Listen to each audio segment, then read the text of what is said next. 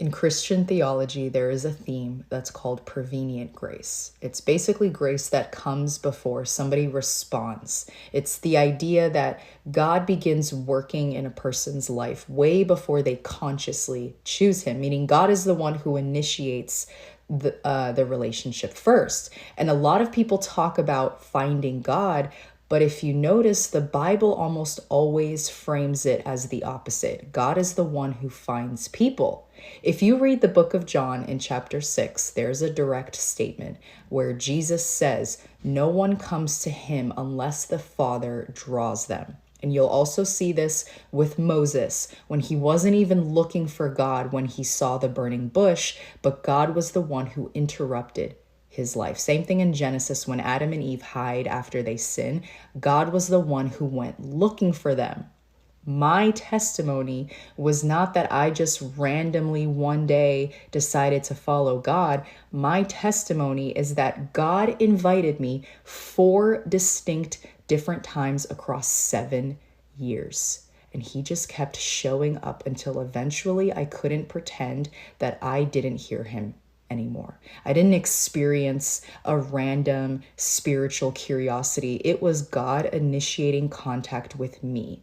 And the thing is that people usually resist God even when that he's calling them. And it comes from a place of fear, because if you gave yourself to him, then it would mean losing everything else. And it makes you think like, well, what if following God costs me my freedom, or have to change my life? Or what if I lose the things that I still want? That's why it took my 7-year gap between his invitations to actually surrender. And it's very consistent with how God works in the Bible.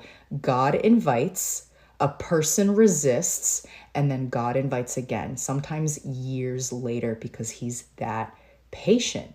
And eventually you hit a moment of surrender, which usually happens when the person reaches a point where resisting becomes a lot harder than trying to yield. It's when you finally understand that everything you thought was a loss was actually just God clearing space for something way deeper. All of the tribulations that you experience in life were just meant to bring you back to him. And so while I was running from God my entire life, trying to escape by getting lost in my own thoughts and ideas and distractions and just my internal world, God was literally footsteps right behind me, trying to bring me back home. A person can spend their entire life running from God just to discover that the love they were searching for everywhere was literally the love that had been chasing them the entire time. That's what it feels like when you surrender. God's love is going to track a soul almost like a hunting dog that tracks a scent. And there's a very famous poem about this. He is patient. He is relentless until one day it finally finds you. And what I've come to learn is that you were designed by God. We were designed by God, right? Which means that our hearts was built with a specific purpose and connection in mind.